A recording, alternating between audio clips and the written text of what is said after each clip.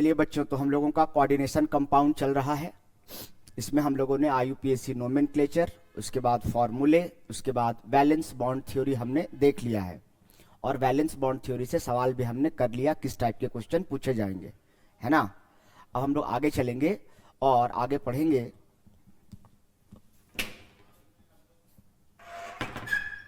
आगे हम लोग पढ़ेंगे बच्चों, क्या पढ़ेंगे बालक? आज हम लोग पढ़ेंगे क्रिस्टल फील्ड थ्योरी। क्या पढ़ेंगे? Crystal field theory. Valence bond theory में क्या था कि कुछ कंपाउंड्स ऐसे थे जिनका सही सही वो मैग्नेटिक इंटरप्रिटेशन नहीं कर पाता था कि मैग्नेटिक बिहेवियर शो करेगा कि नहीं। अच्छा, कौन सा कंपाउंड टेट्राहेड्रल है, कौन सा स्क्वायर प्लेनर है। जब कोऑर्डिनेशन नंबर 4 है तो कोऑर्डिनेशन नंबर 4 पे शेप टेट्राहेड्रल होगा कि स्क्वायर प्लेनर होगा, ये ठीक ठीक बता नहीं पाता था वैलेंस बॉन्ड थ्योरी। और मैग्नेटिक बिहेवियर भी बहुत अच्छे से बता नहीं पाता था। इसी कारण से दूसरी थ्योरी लानी पड़ी वैलेंस बॉन्ड थ्योरी के बाद, जिसको हम कहते हैं क्रिस्टल फील्ड थ्योरी। ये सही सही हर चीजों को के बारे में बताएगा। ठीक है, तो क्रिस्टल फील्ड थ्योरी समझने के लिए कुछ इंपॉर्टेंट टर्म्स को आपको पहले समझना पड़ेगा। ठीक है, तो हेडिंग देते हैं आज हम लोग crystal field theory.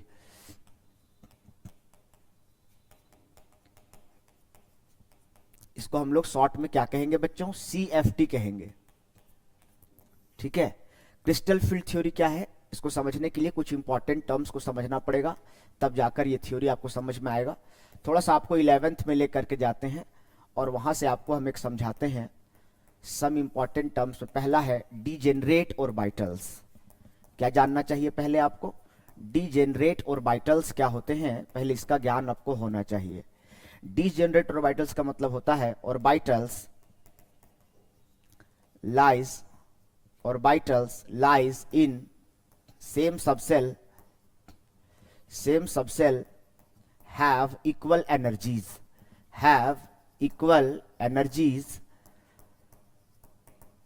called degenerate orbital। यानी एक सबसेल में जितने भी ऑर्बिटल होंगे उन सब की एनर्जी एक समान होती है, और वैसे ऑर्बिटल जिनकी एनर्जी एक समान होती है उनको हम डीजेनरेट ऑर्बिटल्स कहते हैं। जैसे एग्जांपल के लिए आपके पास है डी सबसेल, तो डी सबसेल के पास 5 ऑर्बिटल होते हैं। कितने ऑर्बिटल होते हैं? 5 ऑर्बिटल। 1 2 3 4 5। डी सबसेल के पास 5 ऑर्बिटल होते हैं, 5 ऑर्बिटल्स। और इन ऑर्बिटल्स का जो शेप होता है वो कैसा होता है? डबल डम्बबेल शेप होता है। कैसा शेप होता है? डबल डम्बबेल शेप होता है। डी सबसेल के पास 5 ऑर्बिटल, और 5 ऑर्बिटल के नाम इस प्रकार से हैं। देखिए, इसका नाम है DXY। क्या नाम है? DXY। इसका नाम है DYZ, और इसका नाम है DXZ। इसका नाम है DX square dash Y square, और इसका नाम है DZ स्क्वायर।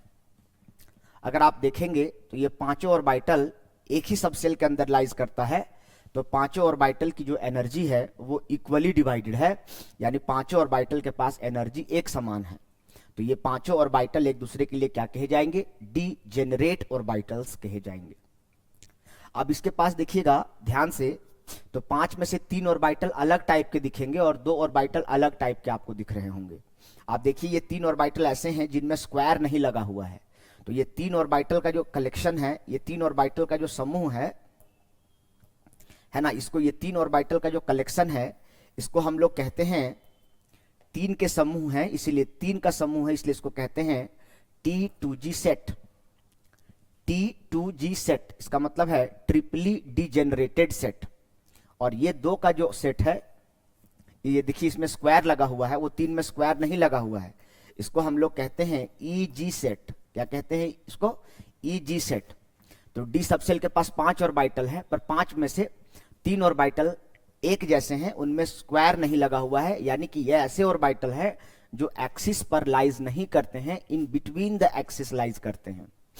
और ये जो 2 ऑर्बिटल जिनमें स्क्वायर लगा हुआ है, ये ऑर्बिटल ऐसे होते हैं जिनके लोब्स एक्सिस पर लाइज करते हैं। उदाहरण के लिए पहला हम समझाते हैं, ये पहला था डीजेनरेट ऑर्बिटल। दूसरा है आपके पास T2G सेट। क्या होता है ये समझिए। इसका पूरा मतलब है, T का मतलब है ट्रिपली, तीन का समूह है ना, इसलिए टी से याद रखिएगा। ट्रिपली डीजेनरेटेड सेट कहते हैं इसको, ट्रिपली डीजेनरेटेड सेट। इसमें कौन कौन से ऑर्बिटल आते हैं? तो तीन ऑर्बिटल। कौन कौन से? डी एक्स वाई, दूसरा डी वाई जेड, और तीसरा d x z.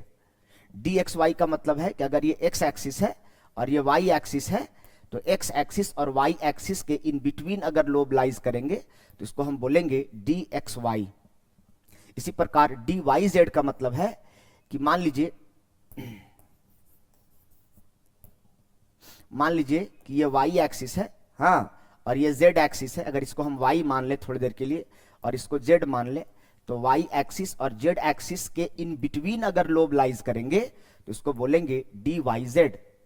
D x z का मतलब है कि अगर ये एक्स एक्सिस है और ये मान लेते हैं जेड एक्सिस है, तो एक्स एक्सिस और जेड एक्सिस के इन बिटवीन अगर लोब लाइज करेंगे तो इनको हम बोलेंगे डी एक्स जेड। ये तीन ऑर्बिटल का समूह है, इसलिए इसको बोल रहे हैं ट्रिपली डीजेनरेटेड सेट।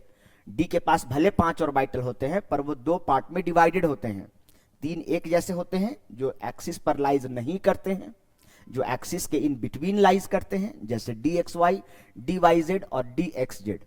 और बाकी के जो 2 ऑर्बिटल होते हैं, है ना, तीसरा आपके पास है,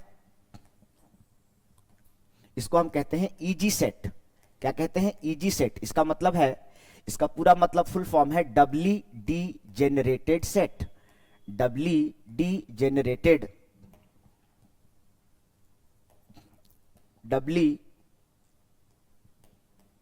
डी जेनरेटेड सेट। ये जो होते हैं lobes of orbital lies on axis. Axis का प्लूरल फॉर्म एक्सिस होता है, तो एक्सिस पर लाइज करते हैं। कौन कौन से हैं? तो d x square dash y square and d z square.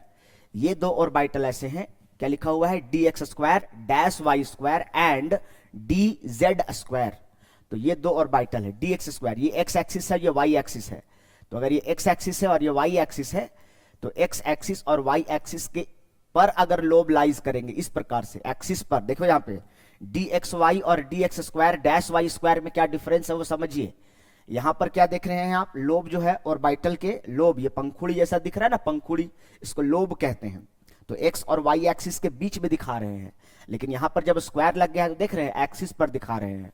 और दूसरा, अगर मान लो ये जेड एक्सिस है, तो जेड एक्सिस के अलोंग ही अगर लोब लाइज करते हैं तो इसको बोलते हैं डी जेड स्क्वायर। तो डी के पास 5 ऑर्बिटल में से 3 एक जैसे होते हैं जो एक्सिस पर लाइज नहीं करते हैं, और 2 एक जैसे होते हैं। तो जो एक जैसे 2 हैं उनको कहते हैं ईजी सेट, जिसमें स्क्वायर लगा होता है, और 3 के समूह को जो एक्सिस पर नहीं होते हैं उनको कहते हैं T2G सेट। इतना ज्ञान होना चाहिए। इतना सीख गए तो आपको क्रिस्टल फील्ड थ्योरी समझने में काफी आसानी हो जाएगा, काफी मदद मिलेगा। नोट डाउन करिए इसको भी। इसको आपने स्क्रीनशॉट लिया था कि नहीं? इसका ले लीजिए, उसके बाद इसका ले लीजिए। ये बेसिक टर्म है। अब तीसरा पॉइंट समझने जा रहे हैं, क्रिस्टल फील्ड स्प्लिटिंग डायग्राम समझने जा रहे हैं। तो हेडिंग देंगे इसके बाद, crystal field splitting diagram. Crystal field splitting diagram, इसको ध्यान समझिएगा। क्रिस्टल, ये एग्जाम में पूछा जाएगा, crystal field splitting diagram case 1 पहले हम पढ़ने जा रहे हैं इन ऑक्टाहेड्रल कॉम्प्लेक्स। जब ऑक्टाहेड्रल कॉम्प्लेक्स बनेगा तब क्या होगा, ध्यान समझिएगा। ऑक्टाहेड्रल कॉम्प्लेक्स, ऑक्टाहेड्रल कॉम्प्लेक्स का मतलब मेटल के साथ कितने लिगेंड होंगे? तो 6 लिगेंड होंगे। कितने लिगेंड होंगे? 6 लिगेंड होंगे। एम का मतलब है सेंट्रल मेटल एटम, और उसके साथ 6 लिगेंड कोऑर्डिनेट बॉन्ड से बंधे हुए हैं। ML6 कह रहे हैं इसको। यानी इसका कोऑर्डिनेशन नंबर अगर पूछा जाए तो कोऑर्डिनेशन नंबर कितना होगा? 6। 6 क्यों? क्योंकि मेटल यहां पर कितने लिगेंड से जुड़ा हुआ है? 6। कोऑर्डिनेशन नंबर का मतलब होता है number of nearest neighbouring atom, या number of ligands directly connected to central metal atom. तो यहां पर सेंट्रल मेटल एटम से डायरेक्ट 6 लिगेंड कनेक्ट है, इसीलिए हम कह रहे हैं कि इसका जो कोऑर्डिनेशन नंबर है वो कितना है बच्चों? 6 है। ठीक है। तो ऑक्टाहेड्रल कॉम्प्लेक्स कैसे बनता है देखो। सबसे पहले मेटल होगा, उसके बाद स्क्वायर प्लेनर ज्योमेट्री बना लीजिए, और एक ऊपर और एक नीचे लिगेंड को जोड़ दीजिए। Ligand ligand ligand ligand ligand. ध्यान देने वाली बात है कि जब भी कभी ऑक्टाहेड्रल कॉम्प्लेक्स बनता है, यानी इन ऑक्टाहेड्रल कॉम्प्लेक्स, ध्यान देने वाली बात, सबसे जरूरी बात यही है, in octahedral complex the ligands approach the central metal atom through the axis जरा ध्यान समझिएगा। जब ऑक्टाहेड्रल कॉम्प्लेक्स बनता है, सबसे ध्यान देने वाला बात यही है, ये वर्ड पे ध्यान देना है।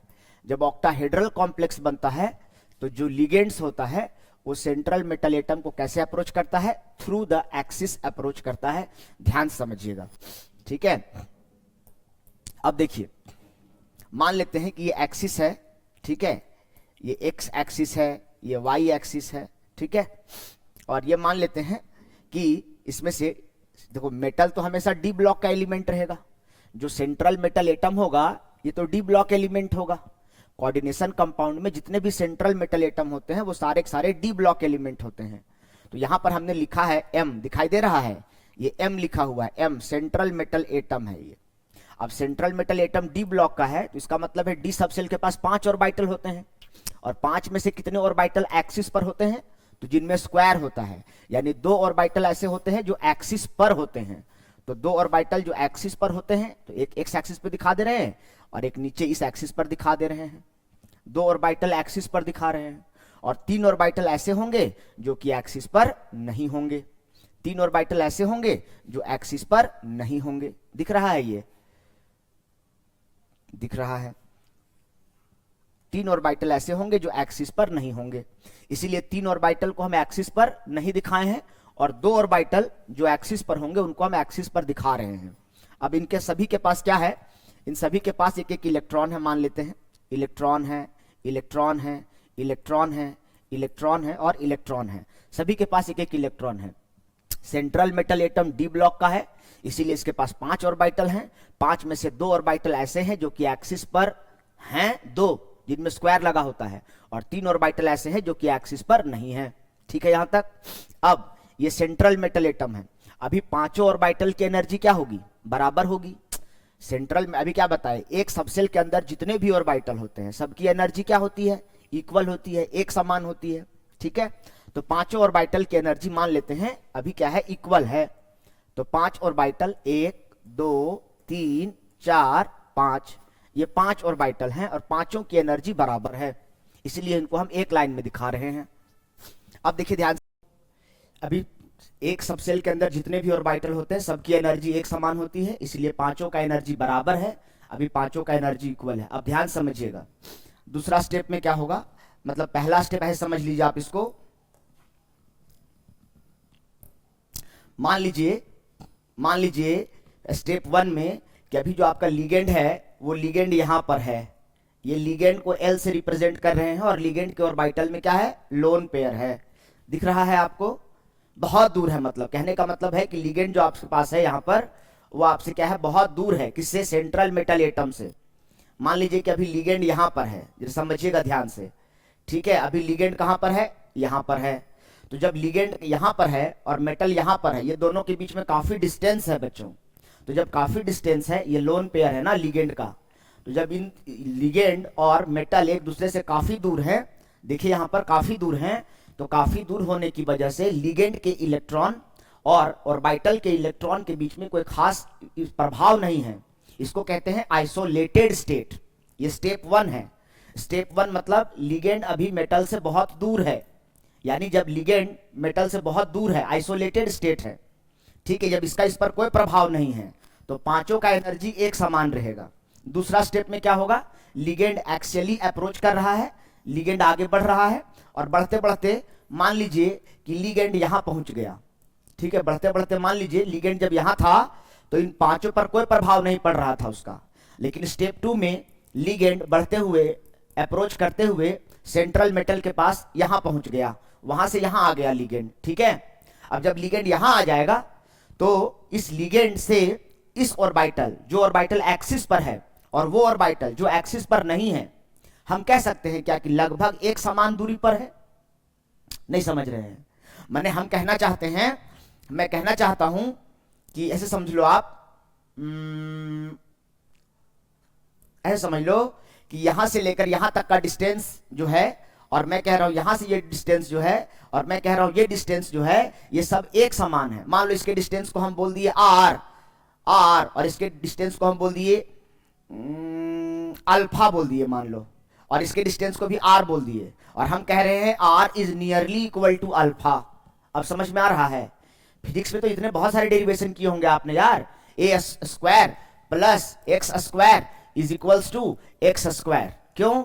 When A is much much less than X. तो नहीं ऐसे करते हैं। वही तो कह रहा हूं मैं कि जब यहां पर लिगेंड है और यहां पर लिगेंड से ये लिगेंड जो है वो इससे काफी डिस्टेंस पर है, और इतना डिस्टेंस पर है कि ये डिस्टेंस और ये डिस्टेंस और ये डिस्टेंस लगभग एक समान है। तो जब डिस्टेंस एक समान है तो फिजिक्स क्या कहता है? के Q1 Q2 by are square. यानी जब Q1 Q2 का मैग्नीट्यूड सेम है, आर भी सेम है, तो इलेक्ट्रोस्टैटिक फोर्स ऑफ अट्रैक्शन या फोर्स ऑफ रिपल्सन दोनों बराबर होगा कि नहीं होगा? इसका मतलब इस लिगेंड का प्रभाव इस ऑर्बिटल पर जो एक्सिस पर है, अल्फा डिस्टेंस पर है, और वो ऑर्बिटल जो आर डिस्टेंस पर है, जो एक्सिस पर नहीं है, क्योंकि आर और अल्फा बराबर हैं, इसीलिए इसका प्रभाव सब ऑर्बिटल पर एक समान होगा। जो एक्सिस पर है उन पर भी उतना ही रिपल्सन हो रहा होगा। क्यों रिपल्सन? क्योंकि इसके पास इलेक्ट्रॉन है ना, लोन पेयर, और इसके ऑर्बिटल में इलेक्ट्रॉन है, similar charges repel each other, तो इलेक्ट्रॉन इलेक्ट्रॉन में रिपल्सन हो रहा होगा। और ध्यान रहे, रिपल्सन से एनर्जी बढ़ती है, रिपल्सन से एनर्जी बढ़ती है। तो शुरू में जब लिगेंड यहां पर था तो इसका इस पर कोई प्रभाव नहीं था, इसीलिए पांचों भाई में एकदम यूनिटी था। अब इनके जीवन में कोई आ गई है, अब जैसे ही इनके जीवन में कोई आएगी तो आते ही इन भाइयों में क्या हो गया? एनर्जी में डिफरेंस होना शुरू होगा। तो अभी देखो ध्यान से, फिलहाल अभी नई नहीं है, तो सब में बराबर इक्वली सबको अच्छे से फोकस कर रही है। यानी कहने का मतलब है जितना इस पर प्रभाव है उतना ही एक्सिस वाले ऑर्बिटल पर भी प्रभाव है, और उतना जो एक्सिस पर नहीं है उस पर भी प्रभाव है। इसी प्रकार इधर ये एक्सिस वाई एक्सिस है, तो इसके नीचे से भी लिगेंड आ रहा होगा। तो जब नीचे से लिगेंड आ रहा होगा तो इस पर जितना प्रभाव होगा उतना इस पर होगा, उतना ही इस पर प्रभाव होगा। यानी सभी ऑर्बिटल पर स्टेप 2 में लिगेंड का प्रभाव सभी पांचों ऑर्बिटल पर, जो एक्सिस पर है उन पर भी, और जो एक्सिस पर नहीं है उन पर भी एक समान प्रभाव पड़ रहा होगा, और जिस कारण से रिपल्सन की वजह से पांचों ऑर्बिटल की एनर्जी बढ़ेगी, एक समान बढ़ेगी। स्टेप 1 में तो इसका कोई असर ही नहीं है प्यारे, और स्टेप 2 में जब असर आया तो सब पे बराबर असर आया। समझ गए? अब जब स्टेप 3 आएगा, ध्यान समझो, जब स्टेप 3 आएगा, इसको हटाते हैं अब।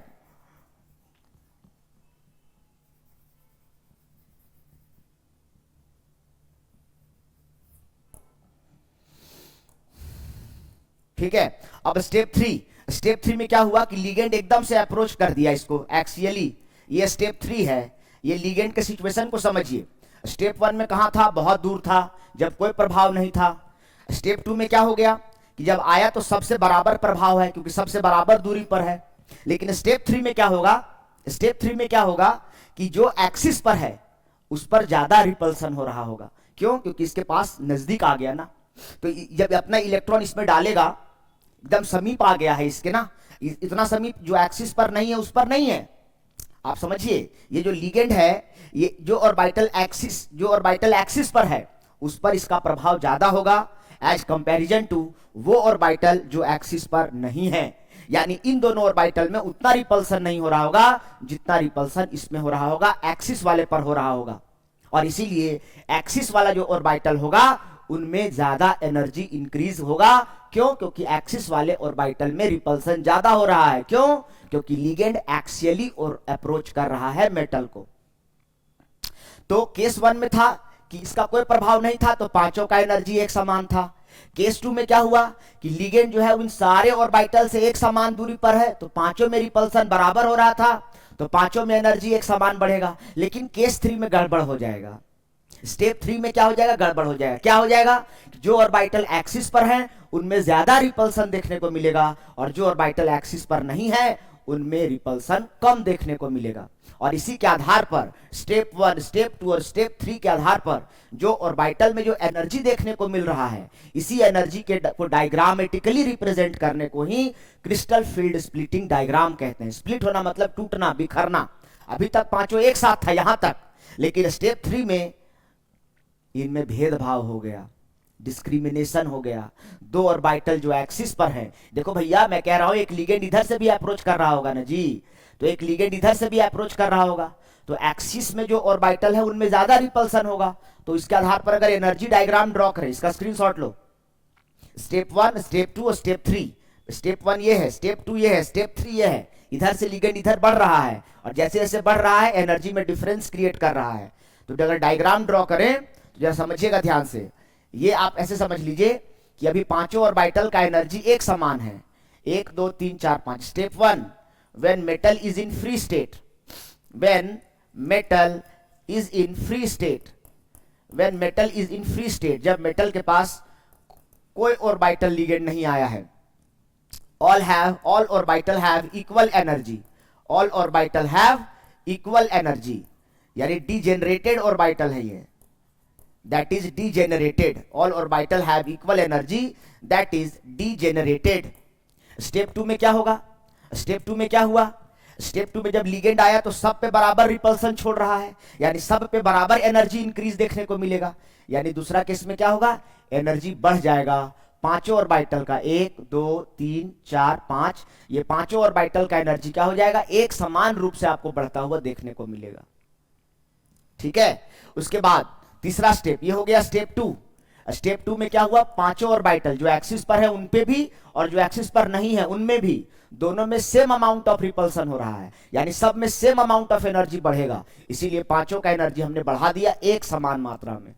लेकिन स्टेप 3 में क्या होगा, इस लाइन को हम रिप्रेजेंट कर रहे हैं। स्टेप 3 में क्या होगा कि जो दो ऑर्बिटल हैं जो एक्सिस पर हैं उनमें ज्यादा एनर्जी बढ़ेगा और 3 ऑर्बिटल जो एक्सिस पर नहीं हैं जिनको हम T2G सेट कहते हैं, इनमें उतना रिपल्सन नहीं होगा, इसीलिए इस लाइन से उसको नीचे दिखा रहे हैं। और दो ऑर्बिटल देखो ना जो एक्सिस पर हैं, जो ब्लू वाले जो एक्सिस पर हैं उनमें ज्यादा रिपल्सन हो रहा है एज कंपैरिजन टू बोथ हरा वाला 3 ऑर्बिटल जिनमें रिपल्सन नहीं हो रहा है या कम हो रहा है, ना हो रहा है, उसको हम लोग नीचे दिखा रहे हैं। तो जो एक्सिस पर नहीं है dxy dyz dxz ये नीचे रह जाएंगे, dxy ये dyz और ये dxz नीचे रह जाएंगे जो एक्सिस पर नहीं है, जबकि dx square dash y square और dz स्क्वायर जिसको हम eg सेट कहते हैं ये ऊपर चला जाएगा। और ये जो लाइन है इस लाइन को हम लोग बैरी सेंटर कहते हैं। क्या कहते हैं इस लाइन को, बैरी सेंटर कहते हैं। इस लाइन से ये ऊपर चला गया इसलिए प्लस, इस लाइन से नीचे आ गया इसलिए क्या कहेंगे, माइनस। अब टोटल ऑर्बिटल कितना था, 5, और देखो यहां पर कितना ऑर्बिटल है, 3, यहां पे कितना है, 2, उल्टा, तो यहां पे करना है 2/5, उल्टा करना है। टोटल कितना है, 5, तो डिवाइडेड बाय टोटल, फ्रैक्शन में तो हमेशा टोटल नीचे रहता है, तो टोटल ऑर्बिटल 5 है, ऊपर कितना है 2, नीचे कितना है 3, तो उल्टा करना है 3/5। और ये स्प्लिटिंग क्या चीज में आप देख रहे हैं, ऑक्टाहेड्रल में, तो इसी को बोलेंगे डेल्टा ओ। ओ मतलब ऑक्टाहेड्रल, ओ मतलब ऑक्टाहेड्रल बोलेंगे, ऑक्टाहेड्रल, और इसको बोलेंगे 2/5 डेल्टा ओ। इसको ऐसे भी बोल सकते हैं 5 4 20 यानी 0.4 डेल्टा ओ, और इसको क्या बोलेंगे 5 6 30 यानी 0.6 डेल्टा ओ। डेल्टा ओ पढ़ना है, डेल्टा जीरो नहीं पढ़ना है। और ये कौन सा स्टेप है, स्टेप 3 है। और ये जो एनर्जी में डिफरेंस है ना, यहां से यहां जो एनर्जी में डिफरेंस आप देख रहे हैं, इस डिफरेंस को डेल्टा ओ से रिप्रेजेंट किया जाता है। वेयर डेल्टा ओ का मतलब क्या हुआ, इसको पढ़ना है डेल्टा ओ, हिंदी में भी लिख दे रहा हूं समझो, डेल्टा ओ इसका मतलब क्या हुआ सर, इसका मतलब हुआ क्रिस्टल फील्ड स्प्लिटिंग। स्प्लिट मतलब टूट जाना, दो हिस्सों में बट जाना, crystal field splitting energy in octahedral complex, in octahedral complex. ये आपको समझ में नहीं आएगा, इसको हम और सरल करना चाहते हैं। इसका मतलब energy difference between, energy difference, energy में जो डिफरेंस है बिटवीन, ये बिटवीन लिखा हुआ है, Eg and T2G set, energy difference between Eg and T2G set in octahedral complex, in octahedral complex, energy difference between Eg and T2G set in octahedral complex लिखा हुआ है। तो स्टेप 1 में सब एक समान बराबर दूरी, सब में एनर्जी बराबर। स्टेप 2 में एनर्जी तो बढ़ा लेकिन समान मात्रा में बढ़ा क्योंकि डिस्टेंस समान था, लिगेंड और ऑर्बिटल्स का। लेकिन स्टेप 3 में खेला हो गया। स्टेप 3 में जो एक्सियली अप्रोच करने की वजह से ऑक्टाहेड्रल कॉम्प्लेक्स में एक्सियली अप्रोच किया, तो जो ऑर्बिटल एक्सिस में थे उनमें ज्यादा रिपल्सन था, इसलिए उनका एनर्जी बढ़ गया, और जो एक्सिस पर नहीं थे उनमें रिपल्सन नहीं हुआ, उनका एनर्जी घट गया। ये जो लाइन होता है उसको बैरी सेंटर कहते हैं। बैरी सेंटर के ऊपर प्लस, बैरी सेंटर के नीचे माइनस। और ईजी सेट और T2G सेट में जो एनर्जी का डिफरेंस होता है इसको डेल्टा O कहते हैं। क्या कहते हैं इसको? Delta O। डेल्टा O का मतलब है क्रिस्टल फील्ड स्प्लिटिंग एनर्जी, या फिर energy difference between Eg and T2G set कहते हैं इसको। और टोटल ऑर्बिटल 5 है, इसीलिए इसको डिवाइडेड बाई 5, और ऊपर में 2 है तो 2/5, और नीचे में 3 ऑर्बिटल है इसलिए 3/5 कहना है। ये फ्रैक्शन में भी हो सकता है या डेसिमल में भी हो सकता है, तो ऑप्शन में ध्यान दीजिएगा। Step 1, step 2, step 3 diagram draw करिए और अपने से लिख लीजिएगा। स्टेप 1 में क्या है, स्टेप 2 का मतलब क्या है, when all ligands, when all ligands, मैं लिख दे रहा हूं स्टेप 2 में छोटा सा, when all orbitals, when all orbitals are at equal distance with ligand, जब सभी ऑर्बिटल लिगेंड से इक्वली डिस्टेंस पर हैं तो सब में एक समान एनर्जी होगा। और स्टेप 3 में क्या लिख लेंगे, when two orbitals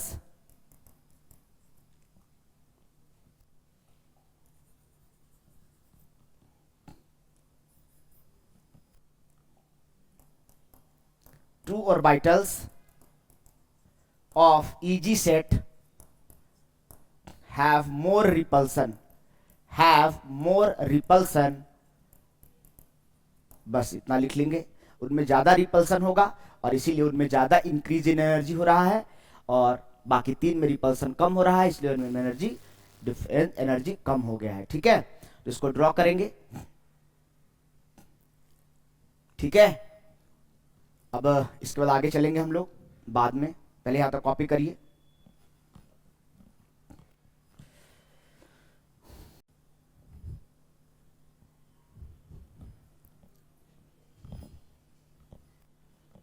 हो गया ये, चलें आगे। इसके बाद इस यहां से क्वेश्चन कैसे पूछा जाएगा सर एग्जाम में, आपके मन में सवाल आएगा कि यहां से सर एग्जाम में क्वेश्चन कैसे पूछा जाएगा सर। तो देखिए ध्यान से, क्वेश्चन कैसे पूछा जाएगा, बोलेगा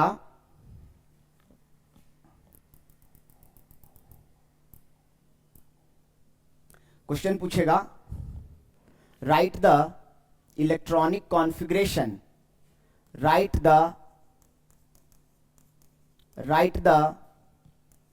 electronic configuration, write the electronic configuration for d4 electrons, d4 electrons in when delta O is greater than P and when delta O is less than P। ध्यान समझिएगा, P का मतलब है पेयरिंग एनर्जी। P का मतलब क्या है, pairing energy. Pair होने में कितना एनर्जी खर्च करना पड़ेगा, वो है pairing energy, where P is equal to pairing energy and delta O क्या है सर, तो बता चुके हैं, energy difference between Eg and T2G set. ठीक है, इन ऑक्टाहेड्रल कॉम्प्लेक्स,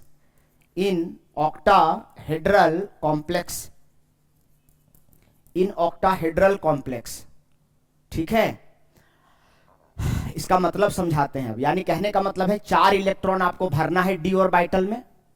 d में कितना इलेक्ट्रॉन भरना है, 4 इलेक्ट्रॉन भरना है। कब, जब डेल्टा O जो है स्प्लिटिंग एनर्जी ज्यादा है। और पहले कहानी समझिए आप, वापस आइए।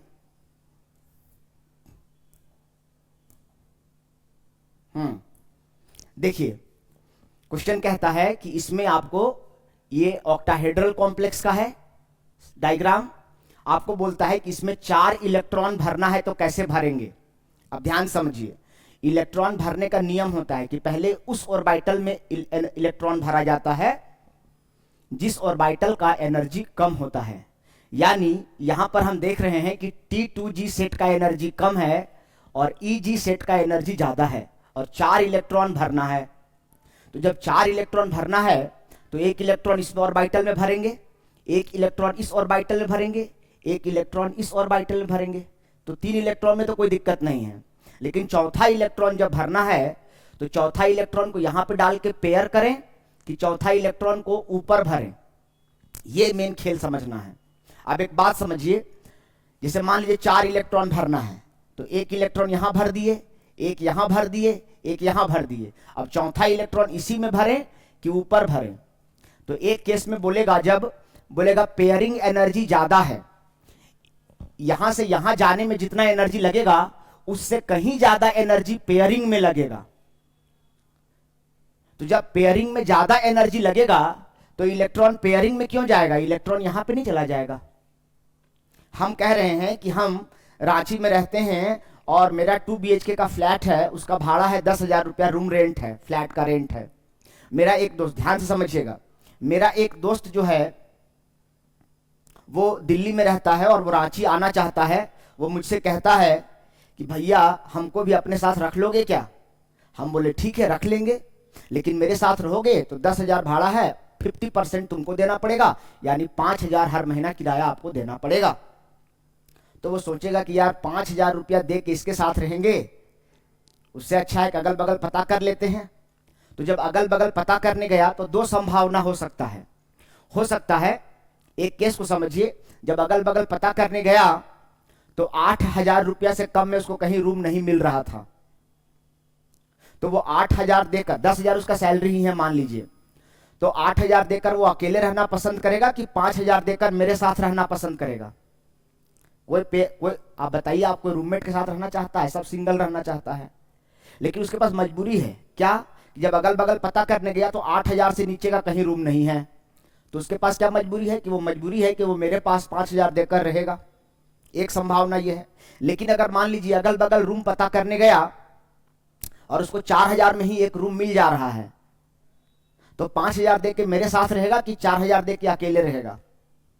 4,000 देकर अकेले रहेगा। क्यों 5,000 दे के मेरे साथ रहेगा यार, जब 4,000 में उसको अकेले रूम मिल जा रहा है। तो यही समझना है कि पेयरिंग एनर्जी मतलब जो रेंट है, पेयरिंग एनर्जी को समझिए।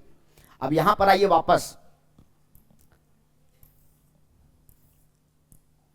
यहां क्या बोल रहा है, जब delta O is greater than P, इसका मतलब क्या है कि ये स्प्लिटिंग वाला जो एनर्जी है वो ज्यादा है और पेयरिंग एनर्जी कम है।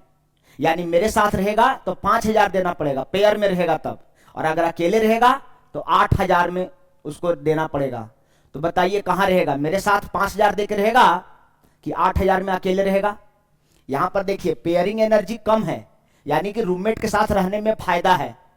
इसका मतलब यह है कि जो चौथा इलेक्ट्रॉन है वो चौथा इलेक्ट्रॉन ऊपर जाने के बजाय चौथा इलेक्ट्रॉन यहां पर आ जाएगा कि नहीं आ जाएगा?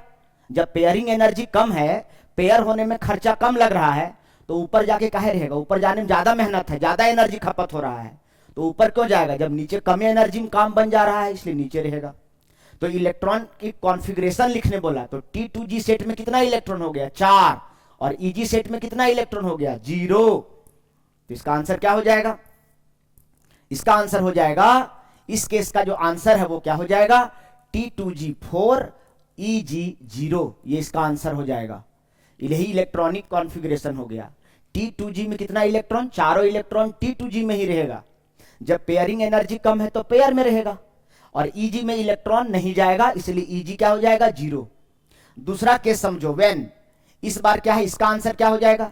जब पेयरिंग एनर्जी ज्यादा है, यानी मेरे साथ भाड़ा देना होगा 5,000 और अकेले उसको 4,000 में रूम मिल रहा है, तो 5,000 मेरे साथ देकर रहेगा कि 4,000 में अकेले रहेगा। इसका मतलब क्या हुआ? दूसरा केस को समझिए, इस बार क्या होगा? इस बार पेयरिंग एनर्जी ज्यादा है, इस बार पेयरिंग एनर्जी क्या है? ज्यादा है, तो नीचे यहां पे रहेगा तो 5,000 देना पड़ेगा, और यहां 4,000 में चला जा रहा है, तो 4,000 में यहां चला जा रहा है और half filled orbital is more stable then full field. तो इसके साथ रह के धक्का मुक्की करने से अच्छा है ना कि अकेले रहेगा। तो इस केस में इलेक्ट्रॉनिक कॉन्फ़िगरेशन क्या हो गया, T2G सेट में 3 इलेक्ट्रॉन और EG सेट में 1 इलेक्ट्रॉन। तो इसका कॉन्फ़िगरेशन क्या हो जाएगा इस केस में, इस केस में इसका आंसर हो जाएगा T2G में 3 इलेक्ट्रॉन और EG में 1 इलेक्ट्रॉन, और ये इसका आंसर हो जाएगा इलेक्ट्रॉनिक कॉन्फ़िगरेशन। ऐसा एग्जाम में पूछेगा। Delta O is greater than P, delta O is less than P। P का मतलब है पेयरिंग एनर्जी। समझ में आ गया बात? चलो इसको नोट डाउन करो। यहां से क्वेश्चन कैसे पूछेगा समझ में आ गया ना? हाँ चलो अब हम लोग पढ़ते हैं, ये हम लोगों ने क्या पढ़ा, ये जो हम लोगों ने पढ़ा crystal field splitting diagram case 1, और केस 1 में हमने क्या पढ़ा, ऑक्टाहेड्रल कॉम्प्लेक्स के लिए पढ़ा। अब ना हम इसी चीज को टेट्राहेड्रल कॉम्प्लेक्स के लिए पढ़ेंगे। किसके लिए पढ़ेंगे? टेट्राहेड्रल कॉम्प्लेक्स के लिए पढ़ेंगे। तो केस 2 डालेंगे, हेडिंग देंगे अब आप लोग, ये हो गया, ये हो गया, ठीक है। और अब हम लोग हेडिंग डालेंगे crystal field splitting diagram, crystal field splitting diagram, crystal field splitting diagram किसके लिए? तो केस 2। किसके लिए? तो केस 2 में क्या है, फॉर टेट्राहेड्रल कॉम्प्लेक्स। कैसे कॉम्प्लेक्स के लिए बात करेंगे बच्चों? तो टेट्राहेड्रल कॉम्प्लेक्स के लिए बात करेंगे, टेट्राहेड्रल कॉम्प्लेक्स के लिए बात करेंगे। टेट्राहेड्रल कॉम्प्लेक्स का मतलब क्या हुआ, सेंट्रल मेटल के साथ कितना लिगेंड, 4, यानी 4 लिगेंड जुड़ रहा है, इसलिए कोऑर्डिनेशन नंबर क्या हो जाएगा, 4 हो जाएगा। टेट्राहेड्रल कॉम्प्लेक्स कैसा दिखता है, एक ऊपर नीचे नीचे नीचे, ये हो गया टेट्राहेड्रल ज्योमेट्री। अब ध्यान देना यह है कि टेट्राहेड्रल कॉम्प्लेक्स जब बनेगा, इन टेट्राहेड्रल कॉम्प्लेक्स जो लिगेंड होता है, लिगेंड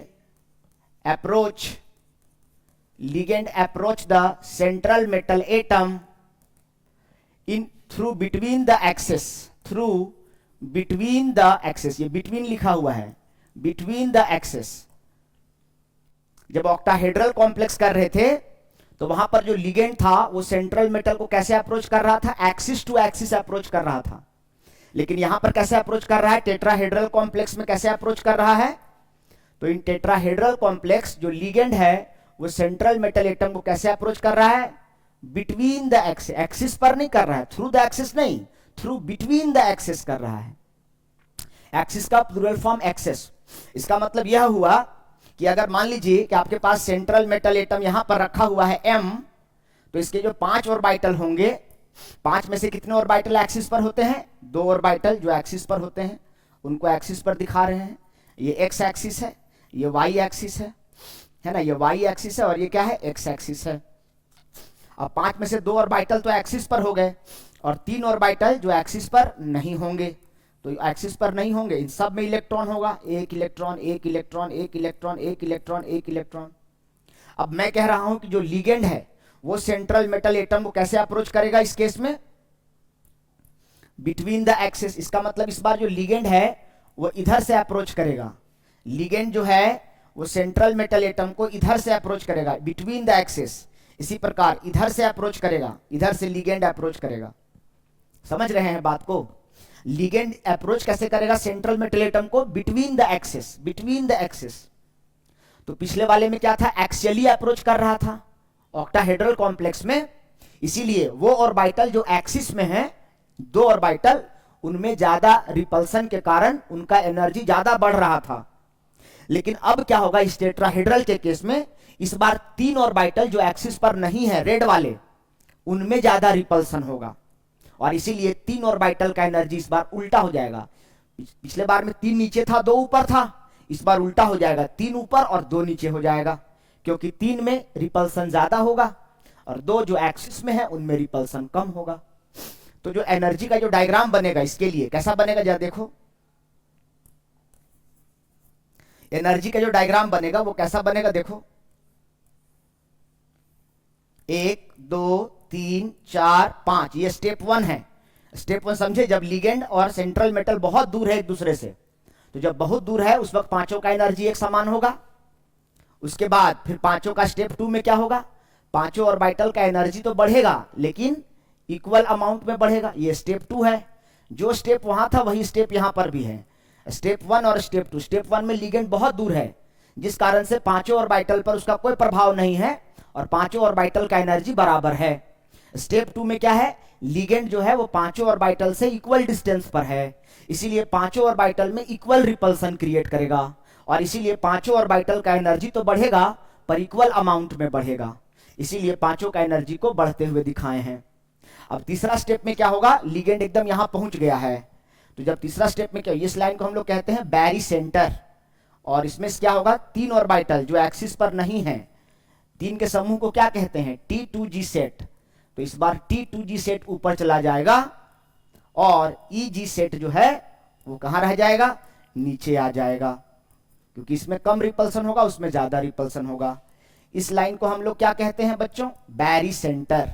क्या कहते हैं, बैरी सेंटर। और ये कौन सा स्टेप है, तो स्टेप 3 है, जब लिगेंड एकदम से ऑर्बिटल को टच कर गया है सेंट्रल मेटल एटम के। ठीक है, इन दोनों के बीच में जो एनर्जी का डिफरेंस होगा, इस एनर्जी के डिफरेंस को अगर टेट्राहेड्रल जब था, ऑक्टाहेड्रल जब था, तो डेल्टा ओ से रिप्रेजेंट किए थे, डेल्टा ओ। यहां पर टेट्राहेड्रल का बात कर रहे हैं, इसीलिए इसको हम डेल्टा टी बोलेंगे। क्या बोलेंगे, डेल्टा टी से रिप्रेजेंट करेंगे। ऊपर वाले लाइन को प्लस, लाइन के नीचे को माइनस।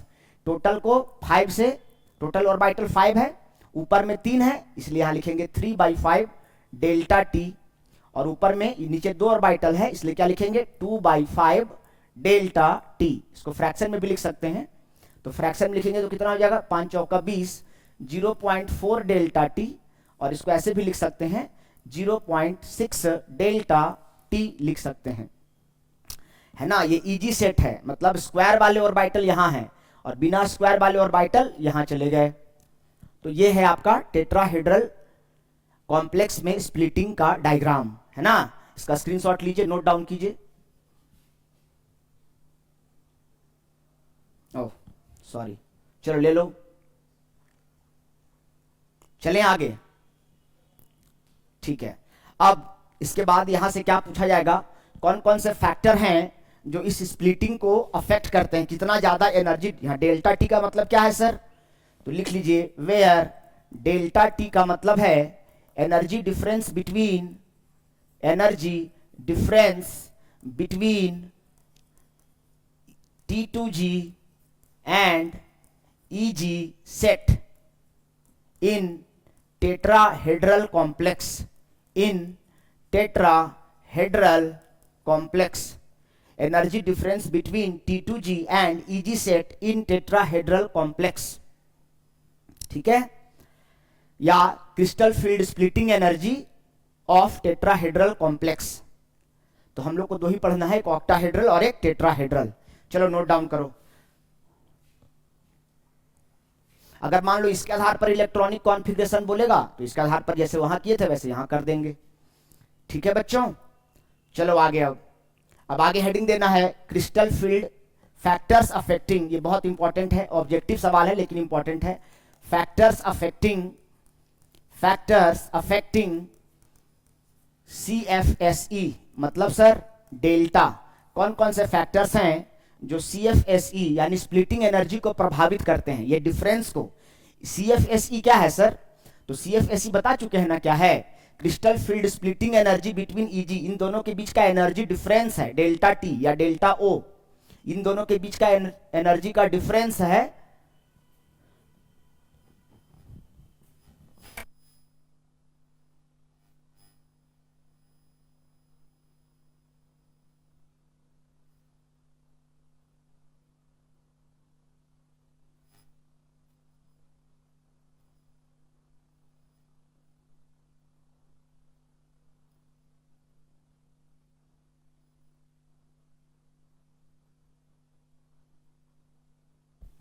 हाँ तो चलेंगे आगे, फैक्टर्स अफेक्टिंग CFSE देखेंगे कौन कौन से फैक्टर हैं। पहला है देखो बच्चों, oxidation state, oxidation state of central metal atom, oxidation state of central metal atom. Central metal atom का ऑक्सीडेशन स्टेट भी इंपॉर्टेंट रोल प्ले करता है।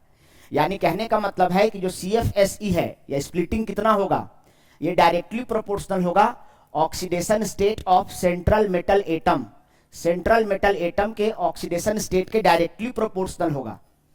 ये वाला बात नहीं समझ में आया सर?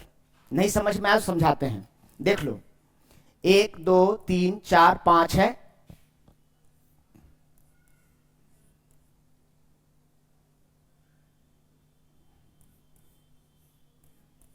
ठीक है, ये मान लेते हैं T2G सेट है, ऑक्टाहेड्रल में ही एग्जाम मान लेते हैं EG सेट है।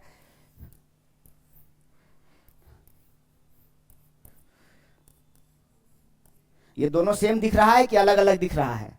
तो आप कहेंगे अलग अलग दिख रहा है सर। क्यों? क्योंकि यहां पर आप देखेंगे तो डेल्टा O जो है इज लेस, यहां पर कम है, यानी कि CFSE जो है यहां पर वो क्या है, कम है। CFSE क्या है यहां पर, कम है। CFSE is less in FeH2O 6 2+। यहां पर अगर आप आयरन का ऑक्सीडेशन स्टेट निकालेंगे ना तो वाटर न्यूट्रल लिगेंड है, तो आयरन का ऑक्सीडेशन स्टेट आएगा 2+। और यहां पर आप देखेंगे तो यहां पर स्प्लिटिंग ज्यादा है, CFSE इज हाई। क्यों हाई है? इन वही सेम कंपाउंड है, बस ऑक्सीडेशन स्टेट यहां बदल गया। यहां पर आयरन का ऑक्सीडेशन स्टेट अगर आप निकालेंगे ना x का वैल्यू तो क्या हो जाएगा, x + 0, x + 0 × 6 = +3। तो यहां पर आयरन का ऑक्सीडेशन स्टेट आएगा +3 और यहां पर आयरन का ऑक्सीडेशन स्टेट आएगा +2। तो आप देख रहे हैं कि जब आयरन का ऑक्सीडेशन स्टेट कम है तो स्प्लिटिंग कम है। इधर देख रहे हैं कि आयरन का ऑक्सीडेशन स्टेट वही कंपाउंड में, जब आयरन का ऑक्सीडेशन स्टेट ज्यादा है तो स्प्लिटिंग भी आपको क्या देखने को मिल रहा है, ज्यादा देखने को मिल रहा है। तो एक फैक्टर हो गया oxidation state of central metal atom. इसी प्रकार और 3-4 फैक्टर हैं। स्ट्रेंथ ऑफ लिगेंड है, इसको नोट डाउन करिए। चलिए अब इसके बाद देखते हैं दूसरा फैक्टर क्या है वो देखते हैं। पहला समझ में आ गया, ऑक्सीडेशन स्टेट जितना ज्यादा होगा उसमें स्प्लिटिंग ज्यादा देखने को मिलेगा, है ना। चलो दूसरा फैक्टर है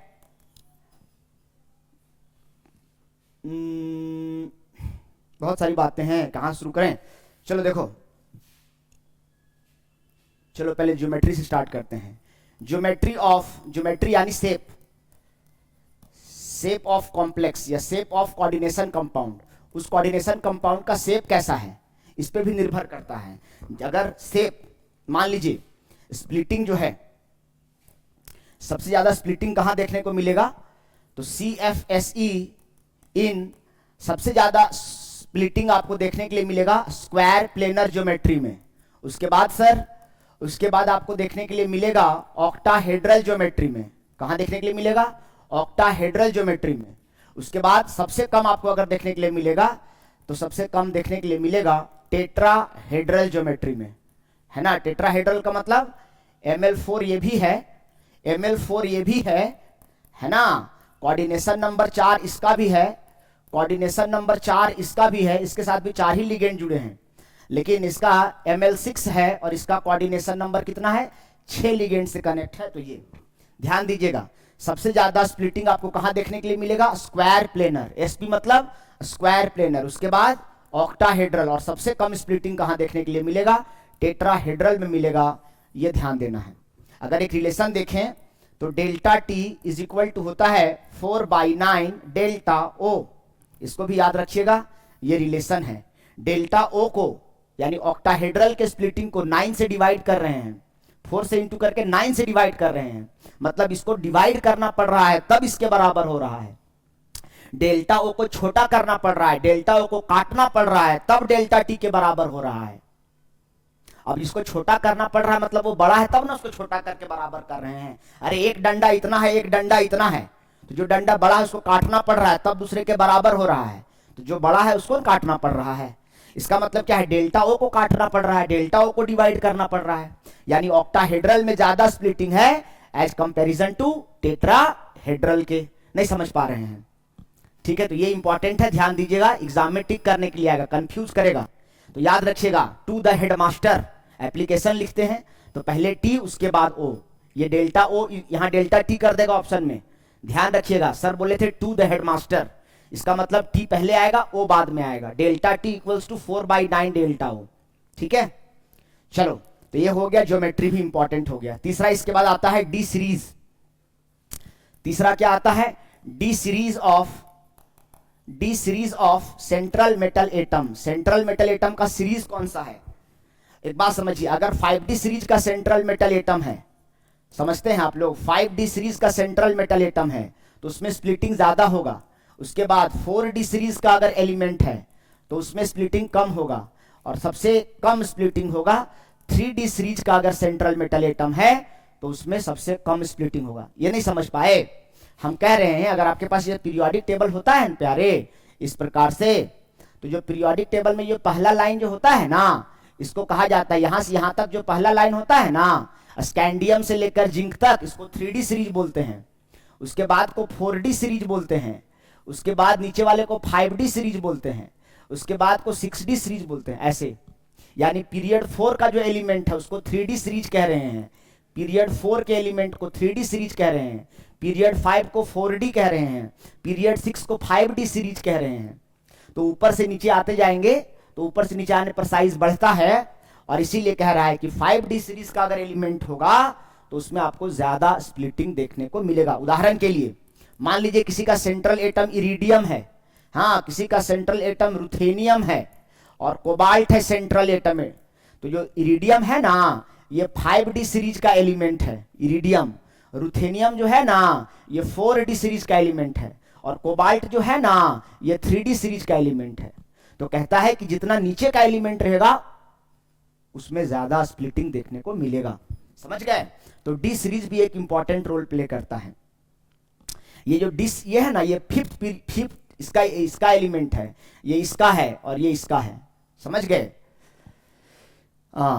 इसी प्रकार चौथा है सबसे इंपॉर्टेंट जो है स्ट्रेंथ ऑफ लिगेंड। क्या? स्ट्रेंथ ऑफ लिगेंड भी इंपॉर्टेंट रोल प्ले करता है। स्ट्रेंथ ऑफ लिगेंड, अगर इस लिगेंड का स्ट्रेंथ ज्यादा रहेगा तो स्प्लिटिंग भी ज्यादा होगा, ज्यादा एनर्जी में डिफरेंस रहेगा। ठीक है, जैसे उदाहरण के लिए मान लीजिए कि आपके पास ये 5 ऑर्बिटल हैं, तो एक स्प्लिटिंग ऐसा दिखाएंगे और एक स्प्लिटिंग ऐसा दिखाएंगे। 3 का सेट यहां चला गया और 2 का सेट यहां चला गया, 2 का सेट यहां चला गया और 3 का सेट यहां चला गया। तो आप इसमें क्या देख रहे हैं? इधर में स्प्लिटिंग कम है, CFSE is less, CFSE is less for weak ligand। अगर लिगेंड वीक है, वीक लिगेंड है ना, और यहां पर आप देखेंगे तो स्प्लिटिंग क्या है? ज्यादा है। CFSE is high किसके लिए? तो फॉर स्ट्रॉन्ग लिगेंड। अगर स्ट्रॉन्ग लिगेंड है तो उसके लिए उसमें ज्यादा स्प्लिटिंग आपको देखने को मिलेगा फॉर स्ट्रॉन्ग लिगेंड। अगर लिगेंड स्ट्रॉन्ग है तो उसमें आपको ज्यादा स्प्लिटिंग देखने को मिलेगा, और अगर लिगेंड वीक है तो उसमें आपको कम स्प्लिटिंग देखने को मिलेगा। सर हम कैसे जानेंगे सर कि कौन लिगेंड स्ट्रॉन्ग है सर और कौन लिगेंड वीक है? तो भैया आपको सिनॉक्स बताए हैं। क्या बताए हैं? सिनॉक्स। अगर कार्बन डोनर लिगेंड है, ठीक है, अगर वैसा लिगेंड जिसमें डोनर एटम कार्बन है तो वो स्ट्रॉन्ग लिगेंड माना जाएगा। उसके बाद नाइट्रोजन अगर डोनर एटम है, वैसा लिगेंड जिसमें डोनर एटम नाइट्रोजन है तो ये स्ट्रॉन्ग लिगेंड माना जाएगा। इसी प्रकार से अगर मान लीजिए ऑक्सीजन डोनर एटम है, क्या है? वैसा लिगेंड जिसमें डोनर एटम कौन है? ऑक्सीजन। उसी प्रकार हैलोजन, एक्स डोनर है, एक्स मतलब हैलोजन, वैसा लिगेंड जिसमें डोनर एटम हैलोजन है। तो ये जो येलो कलर से आप देख रहे हैं ये सब कौन से लिगेंड होते हैं? वीक लिगेंड होते हैं। कैसे लिगेंड होते हैं? वीक लिगेंड होते हैं।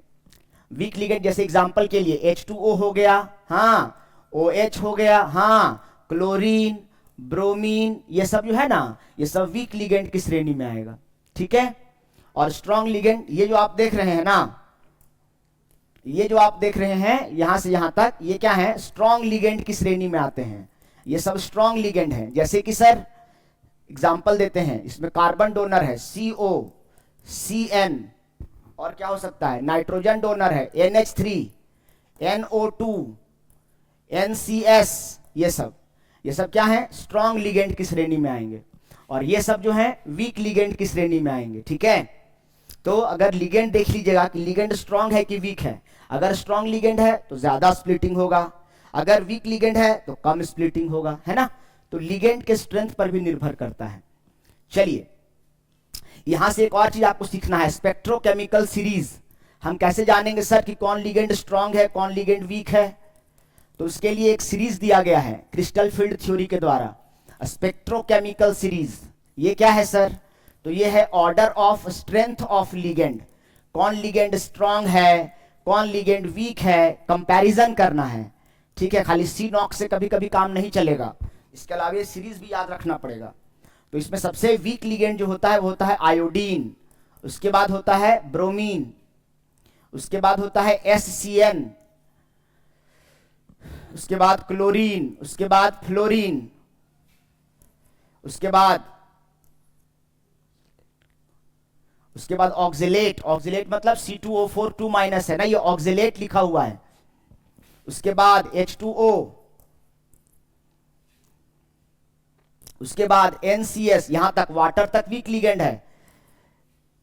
उसके बाद EDTA, ethylene diamine tetra acetate, ethylene diamine tetra acetate. उसके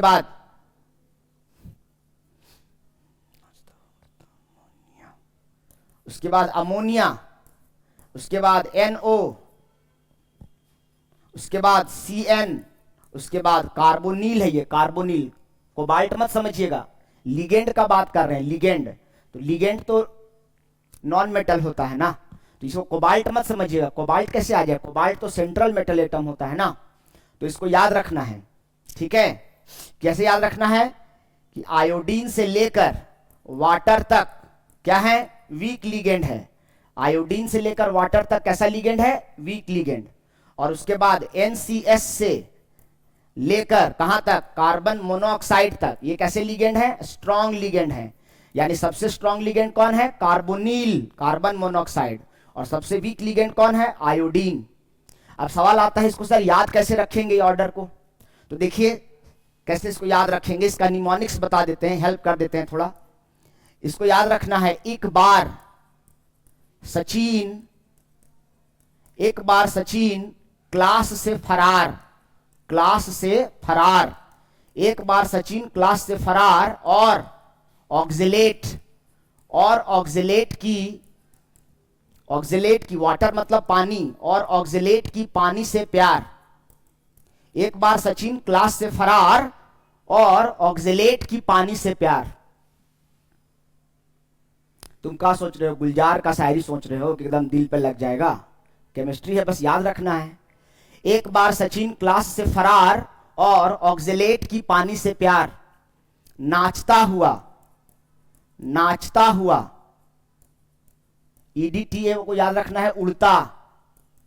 NH3 मतलब अमोनिया, नाचता हुआ उड़ता ammonia in north Canada and Colombia. North Canada and Colombia, कहीं कहीं ऑक्सिलरीज इस्तेमाल किया गया है, हेल्पिंग इस्तेमाल किया गया है। एक बार सचिन क्लास से फरार और ऑक्सिलेट की पानी से प्यार, नाचता हुआ उड़ता ammonia in north Canada and Colombia. 2 बार 4 बार 5 बार बोलेंगे, याद हो जाएगा। इसको निमोनिक्स कहते हैं, याद करने का तरीका है। स्पेक्ट्रोकेमिकल सीरीज को नोट डाउन करिए। ठीक है, यहां पर आपका खत्म हो गया क्रिस्टल फील्ड थ्योरी, सब कुछ खत्म हो गया। अब बच गया आप लोगों का आइसोमेरिज्म। क्या बच गया? आइसोमेरिज्म बच गया। चलो उसको भी निपटाते हैं। देखिए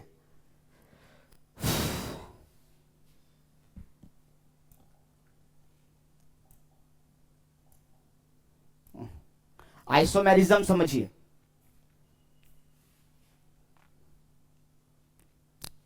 चलो देखो,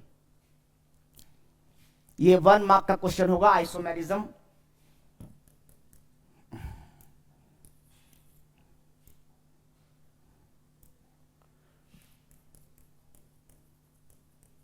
सबसे पहले आपको समझ में आना चाहिए आइसोमर होता क्या है।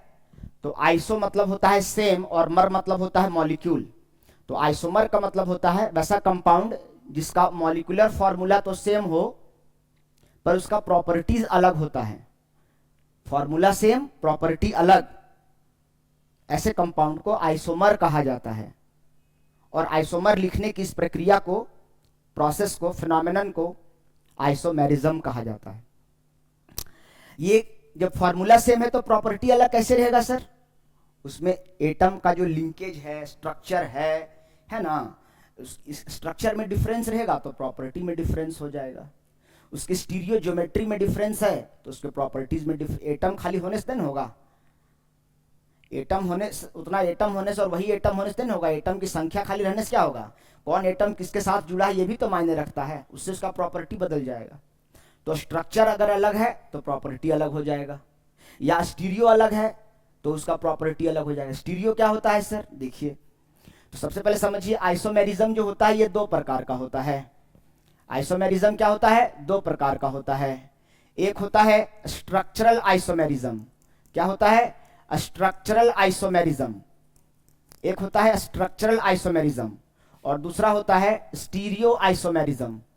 स्टीरियो आइसोमेरिज्म, ठीक है। स्टीरियो आइसोमेरिज्म दो प्रकार का होता है, एक होता है ज्योमेट्रिकल आइसोमेरिज्म, एक होता है ज्योमेट्रिकल आइसोमेरिज्म, दूसरा है आपके पास ऑप्टिकल आइसोमेरिज्म, ठीक है। और स्ट्रक्चरल आइसोमेरिज्म जो होता है ये चार प्रकार का है। एक होता है लिंकेज आइसोमेरिज्म, ये लिंकेज लिखा हुआ है, लिंकेज आइसोमेरिज्म। दूसरा आपके पास है हाइड्रेट आइसोमेरिज्म, तीसरा है आपके पास आयोनाइजेशन आइसोमेरिज्म,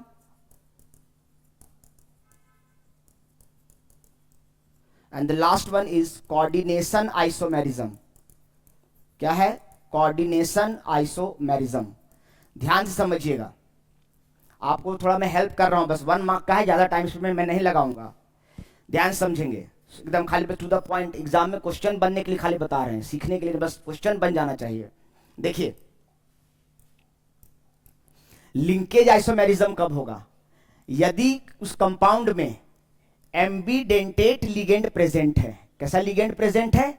एम्बीडेंटेट लिगेंड अगर प्रेजेंट है, जैसे कि SCN है ना, SCN प्रेजेंट है, या NCS प्रेजेंट है, NO2 प्रेजेंट है, ONO प्रेजेंट है, इस प्रकार का लिगेंड दिखाई दे, SCN दिखाई दे, है ना। एम्बीडेंटेट लिगेंड क्या होता है अभी आपको नहीं बताए हैं, इसके बाद के क्लास में थ्योरी पढ़ाएंगे, है ना।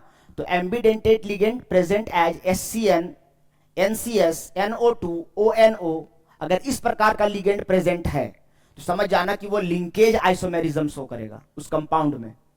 Hydrate H2O is present as linkage, अगर उसमें H2O is present as ligand, अगर उसमें कहीं वाटर दिखाई दे रहा है तो समझ जाइएगा कि वो हाइड्रेट आइसोमेरिज्म शो करेगा। Ionization, when ligand and counter ion, when ligand and counter ion, ये काउंटर लिखा हुआ है, when ligand and counter ion both are negatively charge, both are negatively charge, doesn't matter कि चार्ज सेम है कि अलग अलग है। जैसे जरूरी नहीं है कि अगर लिगेंड पे एक माइनस है तो काउंटर आयन पर भी एक ही माइनस रहेगा, ये जरूरी नहीं है, ठीक है। When ligand and counter ion both are negatively charged, ठीक है। Coordination isomerism, when both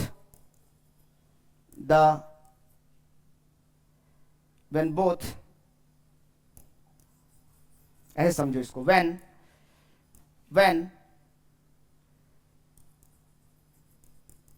complex part and counter ion both are in square bracket, both are in square bracket, both are in square bracket, अगर दोनों square bracket में है तो समझ जाइएगा कि वो कोऑर्डिनेशन आइसोमेरिज्म है। नहीं समझे सर? देखो, लिंकेज आइसोमेरिज्म का मतलब क्या है? मान लीजिए कोई कंपाउंड आपको दिया हुआ है, मान लीजिए दिया हुआ है प्लैटिनम NO2 4 और Cl2, ऐसा कंपाउंड कहीं दिया हुआ है। तो ये जो कंपाउंड है ना, इसी कंपाउंड को क्वेश्चन में ऐसा भी लिखा जा सकता है, कैसे लिखा जा सकता है, PTNO2 को ONO लिख देगा 6 और Cl2 कर देगा। तो ये दोनों एक दूसरे के लिंकेज आइसोमर हैं। क्यों लिंकेज हैं? क्योंकि लिंक डिफरेंट है। यहां पर प्लैटिनम के साथ NO2 का नाइट्रोजन जो पहला अक्षर है वो कोऑर्डिनेट बॉन्ड बना रहा है। लिगेंड का जो पहला अक्षर होता है, जैसे यहां पहला अक्षर नाइट्रोजन है, तो नाइट्रोजन और प्लैटिनम के बीच में कोऑर्डिनेट बॉन्ड है, और यही NO2 चेंज होकर के ONO हो गया, यानी पहला अक्षर O आ गया, यानी यहां ऑक्सीजन इस बार प्लैटिनम के साथ जुड़ रहा है, लिंक कर रहा है, कोऑर्डिनेट बॉन्ड बना रहा है। तो अगर एलिमेंट अलग अलग हैं तो प्रॉपर्टी बदल जाएगा। लिंक अलग अलग है, यहां प्लैटिनम ऑक्सीजन के साथ लिंक है और यहां प्लैटिनम नाइट्रोजन के साथ लिंक है। दोनों का फॉर्मूला सेम है, एटम सेम है, लेकिन लिंक अलग अलग है। प्लैटिनम एक बार नाइट्रोजन के साथ लिंक है और प्लैटिनम एक बार ऑक्सीजन के साथ लिंक है। तो लिंकेज अलग अलग है, इसलिए प्रॉपर्टी अलग अलग है। तो इसको हम क्या कहेंगे, लिंकेज। ये दोनों एक दूसरे के लिंकेज आइसोमरिज्म है, लिंकेज आइसोमर्स है। हाइड्रेट, जैसे उदाहरण के लिए मान लीजिए कहीं लिखा हुआ है FeH2O4Cl2 और यहां लिखा हुआ है Br2। इसी को हम ऐसा भी लिख सकते हैं, एंड FeH2O4 के जगह पे 3 कर दिए, Cl2 रहने दिए और ब्रोमीन को एक अंदर ले आए और एक ब्रोमीन के साथ एक वाटर को बाहर कर दिए। तो यहां पर देखिए 4 वाटर लिगेंड में था और 2 ब्रोमीन काउंटर आयन था। इस बार ब्रोमीन को एक अंदर कर दिए और एक वाटर को बाहर कर दिए। तो इस प्रकार ये दोनों क्या हो जाएगा, वाटर दिख गया, मतलब हाइड्रेट आइसोमेरिज्म है। इसी प्रकार आयोनाइजेशन आइसोमेरिज्म। आयोनाइजेशन में क्या होगा, मान लीजिए कंपाउंड लेते हैं प्लैटिनम Cl2 NH3 4 मान लेते हैं और काउंटर आयन में ले लेते हैं SO4 ले लेते हैं। डजंट मैटर कि क्लोरीन पर 1 माइनस चार्ज होता है और सल्फर पर 2 माइनस, सल्फेट आयन है ये, SO4 पे 2 माइनस है, डजंट मैटर। चार्ज का वैल्यू मत देखिए, चार्ज का नेचर देखिए। क्लोरीन भी नेगेटिवली चार्ज है और सल्फेट भी नेगेटिवली चार्ज है। तो सल्फेट को हम अंदर ले जाएं और क्लोरीन को बाहर कर दें, एंड इसी कंपाउंड में हम प्लैटिनम लिखें और क्लोरीन एक ही रहने दें और NH3 कर दें, हाँ, और सल्फेट को अंदर ले जाएं, हाँ, और एक क्लोरीन को हम बाहर कर दें। नहीं समझे? जो सल्फेट आयन काउंटर आयन था वो अंदर लिगेंड बन गया और 2 क्लोरीन में से एक क्लोरीन आ गया सल्फेट के जगह पर और वो काउंटर आयन बन गया। दोनों का नेचर एक जैसा है, दोनों नेगेटिवली चार्ज है, इसलिए दोनों इंटरचेंज हो सकता है। तो इस प्रकार के कंपाउंड एक दूसरे के लिए क्या कहे जाएंगे, आयोनाइजेशन आइसोमर कहे जाएंगे। इसी प्रकार कोऑर्डिनेशन आइसोमेरिज्म क्या होगा, मान लो है आपके पास FeCN6 और आपके पास है FeNH36, एक ही कंपाउंड। ऐसा क्वेश्चन कर चुके हैं हम लोग, एंड इसी को हम ऐसा घुमा के लिख सकते हैं क्या, Fe के साथ पहला वाला में Cn था और दूसरा वाला में NH3 था, तो दूसरा वाला अमोनिया को पहले वाला में ले गए और Fe और इसका Cn इसके पास ले गए, CN6 कर दिए। तो ये दोनों यहां पर एक दूसरे के लिए क्या कहे जाएंगे, ये दोनों एक दूसरे के लिए, जो यहां पर बाद में था अमोनिया लिगेंड पहले चला गया और साइनाइड जो पहले वाले में लिगेंड था वो बाद में चला गया। तो ये दोनों इस प्रकार, दोनों हिस्सा, दोनों चीज स्क्वायर ब्रैकेट में हो, 2 स्क्वायर ब्रैकेट हो, तो समझ जाना कि वो कोऑर्डिनेशन आइसोमेरिज्म है। ये देख करके आपको समझ में आ जाएगा, ठीक है। आप प्रीवियस ईयर का CBSE का क्वेश्चन निकाल कर देखिए, आप देख करके आप बता दीजिएगा इसमें कौन लिंकेज आइसोमेरिज्म है, कौन कोऑर्डिनेशन है, कौन हाइड्रेट है, और आंसर मिला लीजिएगा, एकदम 100% मैच करेगा। ये जो सर लिखे हैं ब्रैकेट में, इस पर विशेष ध्यान देना। अगर इस प्रकार का लिगेंड दिखाई दिया तो लिंकेज, वाटर दिखाई दिया तो हाइड्रेट, और अगर नेगेटिव आयन दिखाई दिया और लिगेंड भी नेगेटिवली चार्ज अगर दिखाई दे दिया, इसका मतलब पक्का है कि वो आयोनाइजेशन, और दोनों स्क्वायर ब्रैकेट के अंदर है, मतलब वो कोऑर्डिनेशन। मेरा पढ़ाने का भी बिल्कुल मन नहीं कर रहा है जी, जबरदस्ती पढ़ा रहे हैं, तुम लोग का प्रेशर में बस खाली। क्लास आएंगे नहीं, घर में सोए रहेंगे, छोटे छोटे क्लास करेंगे, दिमाग खराब हो जाता है। आप आराम कीजिए, पनिशमेंट साला हमको मिलता है, दिन भर उधर क्लास लीजिए, फिर आप लोग एक्स्ट्रा क्लास लीजिए, यही सब करते रहे हम, बताइए। चलिए देखिए, स्टीरियो आइसोमेरिज्म, ज्योमेट्रिकल और ऑप्टिकल के बारे में बात करते हैं। इसको यहां जगह नहीं है, इसको हमको अलग से समझाना पड़ेगा। देखो, अब देखो ज्योमेट्रिकल आइसोमेरिज्म क्या है, ये इसको कॉपी किए थे कि नहीं? लेते हैं स्टीरियो आइसोमेरिज्म क्या होता है, इसके बारे में बात करते हैं, है ना, देखते हैं।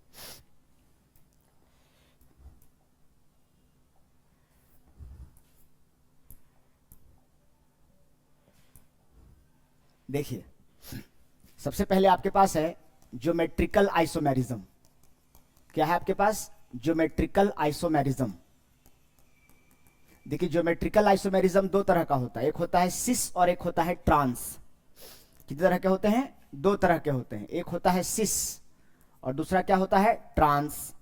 ट्रांस का बोलना है सिमिलर ग्रुप, एक जैसे लिगेंड अगर ऑपोजिट साइड हो जाएं, सिमिलर ग्रुप ऑपोजिट साइड हो जाएं तो वो ट्रांस कहलाते हैं, और सिमिलर ग्रुप सेम साइड हो जाएं, एक जैसे ग्रुप अगर एक तरफ हो जाएं, सिमिलर ग्रुप सेम साइड रहेंगे तो सिस बोलिएगा, ऑपोजिट साइड रहेंगे तो ट्रांस। और ट्रांस वाला ज्यादा स्टेबल होता है ना, ट्रांस वाला क्या होता है? ज्यादा स्टेबल होता है। ठीक है, एग्जाम्पल लेते हैं। मान लीजिए आपको लिखा गया है PTNH3 ट्वाइस Cl2, ये एक कंपाउंड दिया गया है और मान लो यहां लिखा है 2+, सपोज दैट। अब बोलेगा कि draw the geometrical isomers, draw all the possible geometrical isomers for this compound. इस कंपाउंड के जितने भी ज्योमेट्रिकल आइसोमर्स पॉसिबल हैं उसको ड्रॉ कीजिए। तो हम क्या करेंगे? प्लैटिनम है, यहां 4 लिगेंड दिखाई दे रहा है, तो क्या करेंगे? NH3 और NH3 को एक तरफ कर देंगे और क्लोरीन को एक तरफ कर देंगे, तो ये क्या कहलाएगा? Cis isomer. क्या कहलाएगा? सिस आइसोमर कहलाएगा या सिस फॉर्म कहलाएगा। और इसी में अगर इसका विपरीत कर दें, मान लीजिए प्लैटिनम है तो यहां पर अगर NH3 रखे हैं तो इसका उल्टा इधर 180 डिग्री पर अगर रख दें तो ये दोनों एक दूसरे के विपरीत हो जाएगा। इसी प्रकार क्लोरीन को यहां पर और क्लोरीन को यहां पर, दोनों को 180 डिग्री पर रख दें ऑपोजिट साइड, तो इसको क्या कहेंगे? ट्रांस आइसोमर कहेंगे या सिस फॉर्म, ट्रांसफॉर्म कहेंगे। ठीक है, तो जब कभी भी ज्योमेट्रिकल आइसोमर ड्रॉ करने बोले तो एक जैसा को एक तरफ रखिएगा और अलग अलग को सिमिलर ग्रुप जो है उसको अपोजिट साइड रख देंगे, तब ट्रांस, और सिमिलर ग्रुप को एक तरफ रख देंगे तो सिस कहलाएगा। ठीक है, याद रखना है सिस में हमेशा सिमिलर साइड रहते हैं, एक जैसे ग्रुप। इसको याद कैसे रखेंगे? तो याद रखिएगा, दो भाइयों के मुकाबले दो बहनों में ज्यादा प्रेम होता है। एक बहन अपनी हर बात को अपनी दूसरी बहन से बताती है, शेयर करती है, हर सीक्रेट को रिवील करती है, कुछ भी अपने अंदर छुपा के नहीं रखती है। याद रखने के लिए बस बता रहे हैं, दो बहनों में ज्यादा प्रेम होता है दो भाइयों के मुकाबले, तो बहनों में ज्यादा प्रेम होता है। सिस्टर, SIS, सिस, सिस्टर को शॉर्ट में सिस कहते हैं, तो उससे याद रखिएगा सिस में क्या होता है? एक जैसा ग्रुप अगर एक तरफ रहेगा तो सिस बोलेंगे और अपोजिट साइड हो जाएगा तो ट्रांस बोलेंगे। ठीक है, इसी प्रकार से ट्रांस ड्रॉ करने बोलेगा। मान लीजिए ऑप्टिकल आइसोमेरिज्म लिखने बोला है, ऑप्टिकल आइसोमर क्या होता है? तो ऑप्टिकल भी दो तरह का होता है, लेवो रोटेटरी एंड डेक्स्ट्रो रोटेटरी, या सिस ट्रांस से भी इसको दर्शा सकते हैं। ऑप्टिकल आइसोमेरिज्म के लिए क्या बताया गया, कैसे पहचानेंगे कि ये ऑप्टिकल आइसोमेरिज्म शो करेगा? ऑप्टिकल आइसोमेरिज्म व्हेन 2 और 3, जब 2 या 3, when 2 or 3 didentate ligand are present, जब 2 या 2 से 3 डाइडेंटेट लिगेंड अगर प्रेजेंट रहेंगे, है ना, तो देख के समझ में आ जाना चाहिए कि इसका मतलब ये क्या है? ऑप्टिकल आइसोमेरिज्म शो करेगा। मान लीजिए आपके पास कहीं लिखा हुआ है PTEN ट्वाइस Cl2, अब बोलेगा ड्रॉ इसका ऑप्टिकल आइसोमर ड्रॉ करिए, तो इसको भी सिस और ट्रांस के फॉर्म में दिखा सकते हैं। मान लीजिए आपके पास है प्लैटिनम 1 2 3 4 5 6, यहां पर देख रहे होंगे आप, आपको लग रहा होगा कि यहां 4 लिगेंड है, पर यहां पर 4 लिगेंड नहीं है, 6 लिगेंड है। क्यों? मतलब है तो 4 ही लिगेंड, बट EN जो है ना वो डाइडेंटेट लिगेंड है। मतलब EN का मतलब समझते हैं ना? EN का मतलब क्या होता है? NH2 CH2 CH2 NH2, तो इसका मतलब नाइट्रोजन यहां पर 2 है, तो यहां से भी कनेक्ट कर सकता है, यहां से भी कनेक्ट कर सकता है। तो इसीलिए EN को हम लोग उतना लंबा न लिखकर शॉर्ट में ऐसे लिखते हैं, EN और EN।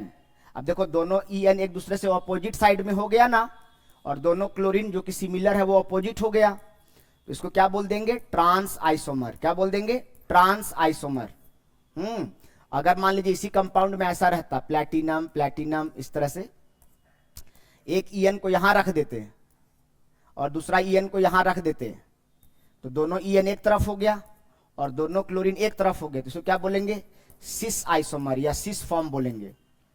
तो ऑप्टिकल ड्रॉ करने का बोलेगा तो उसको भी सिस ट्रांस या डेक्स्ट्रो रोटेटरी और लेवो से भी कर सकते हैं, पर वो उतना कॉम्प्लिकेटेड अभी आपको नहीं सिखा रहे हैं। बस इतना समझिए कि डाइडेंटेट लिगेंड की संख्या अगर कहीं भी आपको 2 या 3 दिख जाए, यानी ईएन आपको 2 दिख जाए 3 दिख जाए, तो समझ जाइएगा कि वो ऑप्टिकल आइसोमेरिज्म शो करेगा। ठीक है, तो ये हो गया optical isomerism, geometrical isomerism. Clear है? चलिए नोट डाउन कर लीजिए। तो यहां आइसोमेरिज्म 1 नंबर का कंप्लीट हुआ। सबसे ज्यादा क्वेश्चन इसी से पूछा जाएगा, आपको ध्यान रखिएगा, ये सबसे कम इससे ज्यादा पूछा जाएगा। Linkage isomerism, hydrate isomerism, ionization isomerism, coordination isomerism, तो ये जो है ना सबसे ज्यादा क्वेश्चन इसी से पूछा जाएगा। ठीक है, तो इसका एग्जाम प्रीवियस ईयर क्वेश्चन निकाल के मैंने बनाने बोला है, उसको बनाइएगा, देखिएगा क्वेश्चन बनता है कि नहीं। आप देखिएगा ऑटोमेटिकली सब आपको पकड़ में आ जाएगा। ठीक है बच्चों, चलो